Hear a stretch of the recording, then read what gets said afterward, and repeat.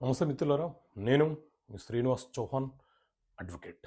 మిత్రులారా, మీరు ఎవరైనా మిత్రులు, ఎవరైనా తెలిసిన వాళ్ళు లోన్ను తీసుకున్నప్పుడు గ్యారంటర్‌గా లేకపోయినా మీ సంతకాలు ఫోర్జరీ చేసి గ్యారంటర్‌గా మీరున్నట్లు మీ ఆస్తులను జప్తు చేస్తాయి.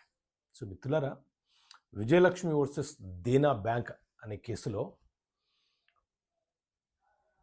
ఒక వ్యక్తి తను ఎవ్వరికి కూడా గ్యారంటర్‌గా, హామీదారుడుగా లేడు. సో దేనా బ్యాంక్ ఏం చేసింది అనంటే,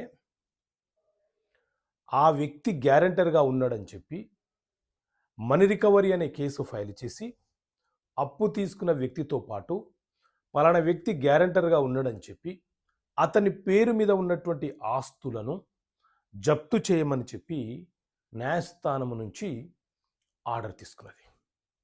సో దీని మీద ఛాలెంజ్ చేసినటువంటి ఆ వ్యక్తి హైకోర్టులో అప్పీల్ చేసుకొని, ఎప్పుడైతే గ్యారంటర్‌గా ఉన్నానని చెప్తున్నారో ఆ సమయంలో నేను ఒక మైనర్‌ని,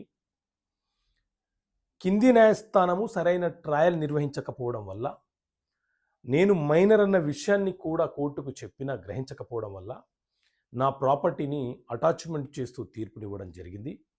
సో నాకు న్యాయం కావాలని చెప్పి అతను హైకోర్టులో అప్పీల్ చేసుకుంటే, దాని మీద విచారణ జరిపినటువంటి హైకోర్టు మైనర్‌గా ఉన్న వ్యక్తి అఫిడవిట్ ఫైల్ చేసి గ్యారంటర్‌గా ఉండడానికి అవకాశం లేదు, అతని దగ్గర ఉన్నటువంటి ఎవిడెన్స్‌ని ఆధారంగా చేసుకుంటే ఆ టైంలో, ఆ సమయంలో, ఆ బ్యాంకు లోన్ ఇచ్చే సమయంలో అతను మైనర్‌గానే ఉన్నాడు కాబట్టి అతను గ్యారంటర్‌గా, హామీదారుడుగా చెల్లుబాటు కాడు.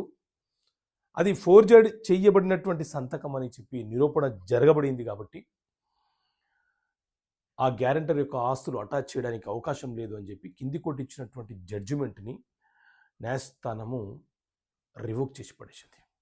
సో కొంతమంది ఏజెంట్లు, కొన్ని ప్రైవేట్ బ్యాంకుల ద్వారా లోన్లు ఇప్పిస్తామని తెలియపరిచే వ్యక్తులు మన ప్రమేయం లేకున్నా మన ఆధార్ కార్డులను దుర్వినియోగపరుస్తూ గ్యారంటర్‌గా సంతకాలు పెట్టి మనల్ని ఇబ్బందులకు గురి చేసే అవకాశం ఉంది. అట్లాంటి సందర్భాలు కూడా వచ్చాయి కాబట్టి